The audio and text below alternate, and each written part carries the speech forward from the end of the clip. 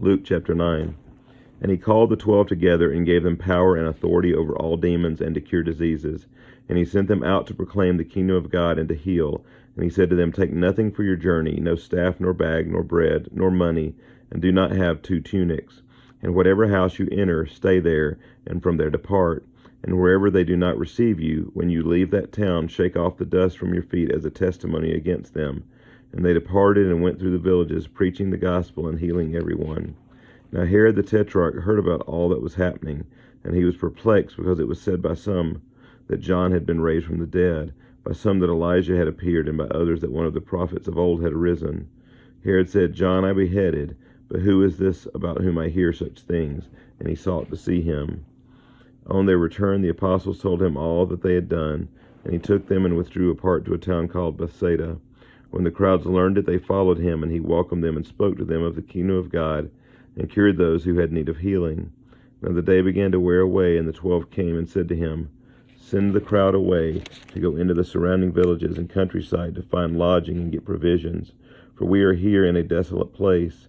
But he said to them, You give them something to eat. They said, We have no more than 5 loaves and 2 fish, unless we are to go and buy food for all these people.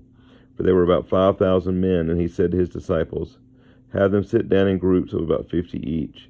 And they did so, and had them all sit down. And taking the 5 loaves and the 2 fish, he looked up to heaven and said a blessing over them. Then he broke the loaves and gave them to the disciples to set before the crowd. And they all ate and were satisfied. And what was left over was picked up, 12 baskets of broken pieces. Now it happened that as he was praying alone, the disciples were with him, and he asked them, Who do the crowd say that I am? And they answered, John the Baptist, but others say Elijah, and others that one of the prophets of old has risen. Then he said to them, But who do you say that I am? And Peter answered, The Christ of God. And he strictly charged and commanded them to tell this to no one, saying, The Son of Man must suffer many things, and be rejected by the elders and chief priests and scribes, and be killed, and on the 3rd day be raised.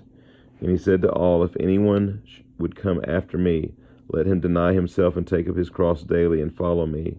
For whoever would save his life will lose it, but whoever loses his life for my sake will save it. For what does it profit a man if he gains the whole world and loses or forfeits himself?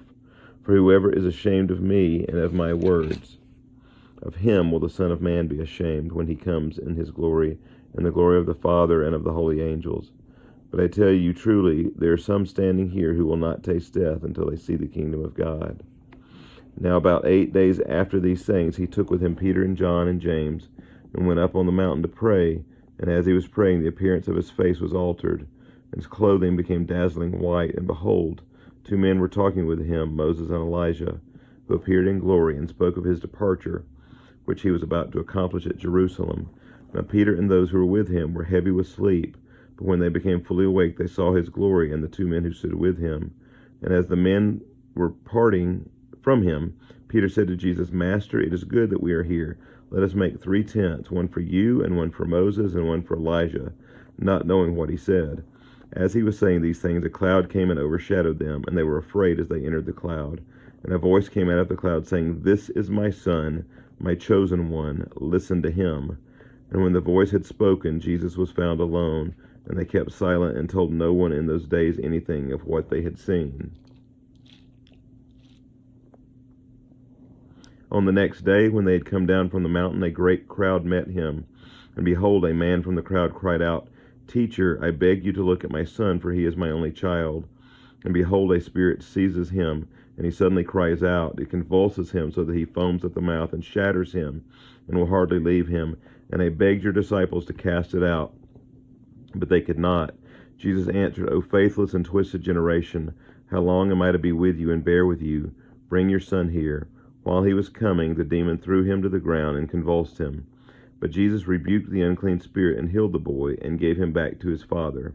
And all were astonished at the majesty of God. But while they were all marveling at everything he was doing, Jesus said to his disciples, Let these words sink into your ears. The Son of Man is about to be delivered into the hands of men. But they did not understand this saying, and it was concealed from them, so that they might not perceive it. And they were afraid to ask him about this saying. An argument arose among them as to which of them was the greatest. But Jesus, knowing the reasoning of their hearts, took a child and put him by his side, and said to them, Whoever receives this child in my name receives me, and whoever receives me receives him who sent me. For he who is least among you all is the one who is great. John answered, Master, we saw someone casting out demons in your name, and we tried to stop him, because he does not follow with us. But Jesus said to him, Do not stop him, for the one who is not against you is for you. When the days drew near for him to be taken up, he set his face to go to Jerusalem. And he sent messengers ahead of him, who went and entered a village of the Samaritans to make preparations for him. But the people did not receive him, because his face was set toward Jerusalem. And when his disciples James and John saw it, they said, Lord, do you want us to tell fire to come down from heaven and consume them? But he turned and rebuked them, and they went on to another village. As they were going along the road, someone said to him, I will follow you wherever you go. And Jesus said to him, Foxes have holes, and birds of the air have nests, but the Son of Man has nowhere to lay his head. To another he said, Follow me. But he said, Lord, let me first go and bury my father. And Jesus said to him, Leave the dead to bury their own dead. But as for you, go and proclaim the kingdom of God. Yet another said, I will follow you, Lord, but let me first say farewell to those at my home. Jesus said to him, No one who puts his hand to the plow and looks back is fit for the kingdom of God. This concludes Luke chapter 9.